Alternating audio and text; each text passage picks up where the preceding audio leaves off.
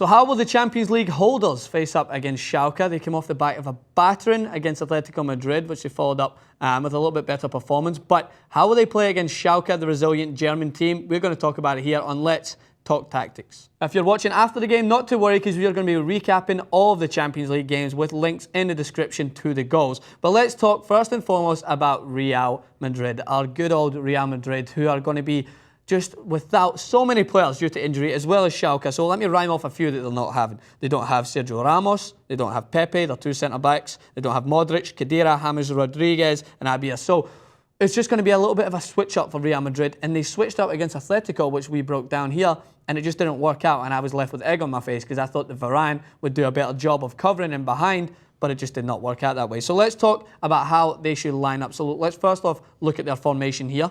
So this was the way they played against Atletico Madrid, somewhat of a 4-3-3, and they absolutely should not be doing this when they travel to Germany to play against Schalke. They should be going with their usual 4-2-3-1, but this was a little mixed up. It was actually Contral and Varane was in the middle with Carvajal on the right and Nacho on the left, and Khedira would drop a little bit deeper, and Kroos and Isco would be in there.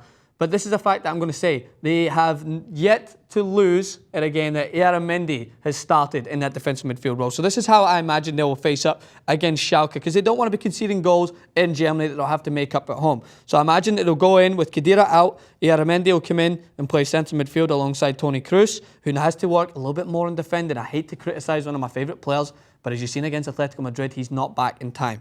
Isco in there, Benzema, and your usual suspects of Ronaldo and Bale up top, but it's the defence that they have to talk about, because my God, were they cut out so many times against Atletico Madrid. They are losing one-on-one battles. Carvajal, who I complimented at the start of the season, was getting caught out in behind every time. All of Atletico Madrid's goals, all four, came from wide areas. And it just so happens that Schalke has a good goal-scoring striker in Huntelaar, who we won't have the delivery of Draxler, who is out injured for Schalke as well. But they'll get the ball wide, get it in early to those big physical players. They've got Boateng in there as well, who will manage to ruffle some fellas in the box. Real Madrid cannot allow space in behind. Against Atletico Madrid, it was so evident, and they were so soft. Varane was just not hard enough in the tackle, and he does a great job of covering his fellow defender. But if he's going to play with Contral, they have to just play together, move up, same time, move back, make sure they don't get caught, actually slanted the way it happened against Atletico Madrid. They need to be on the same page. Don't drop too deep. And they allowed Atletico Madrid, who I'll continue to use as an example because they've mastered how to beat Real Madrid. They can't allow them to get in behind, because as soon as Schalke get into this area, Real Madrid are not good at defending. They have to push a high line, make sure that Mendy sticks right in there. Obviously, Kroos, you know how he likes to wander, but just make sure that Mendy stays in this area and does not allow any through passes throughout the gaps. And I think Real Madrid will be a little safer, but again, they're going to have to piece together a back four without Ramos and Pepe. I think my perfect example would be to have Ramos and Varane, but with Ramos injured, Varane's going to have to partner with Contral, with Nacho maybe in the left, or whoever they're going to put into that defensive lineup to try and make shift what they're going to play like. The one thing that's on their side is, of course, one of the most gifted players in the world, and he loves the Champions League, Cristiano Ronaldo, who banged 2 goals against Schalke last year when they knocked 6 past him. So they're going to be confident when they go forward. I know Schalke's defence isn't exactly the strongest in the league, but they will be holding up somewhat of a more defensive lineup, I believe. But Cristiano Ronaldo needs to get back to the way he's played before. He's getting little things off the field, I think, with his sending off and his performance against Atletico Madrid. He didn't even look as if he was there. You need to get him more on the ball. I know Real Madrid fans have been booing Gareth Bale. I don't understand why. Why would you boo your own player?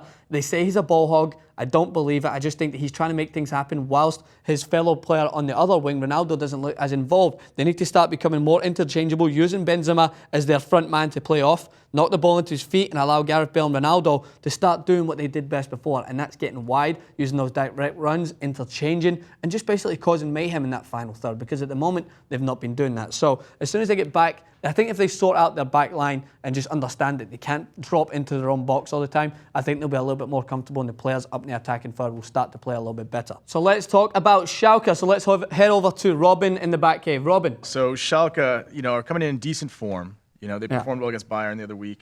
They did some good business in January. I thought that bringing in Nastasic was a good move for them, solidifies them at the back a little bit.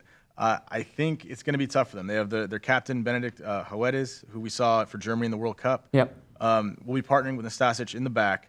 It's going to be really tough for them. They're going to have Huntelaar well rested because he's serving a 4-match ban currently for a nasty kick out that he received a straight red for last week in the Bundesliga. So he'll be well rested for the Champions League, and they'll be ready to give it their all. But really, it's going to be a very tough ask for them to turn over like what happened last season, because 6 goals, it's hard to see that changing this season. Yeah, and then, as you said there, with Howardez and Nastasic, they're big physical defenders. So I don't imagine that Real Madrid will get the ball in the box as much. They'll be looking to try and attack on the ground and do what they do best and knocking it around with third-man runs to try and catch them off guard. I would like to see Isco get back to the way he played. I think he had an okay game against Atletico. I think our correspondent here, Pablo, who joined us, was a little harsh on Isco, but I think he's a good enough player to rise to this occasion. But let's look at Schalke's formation and how we imagine they will line up.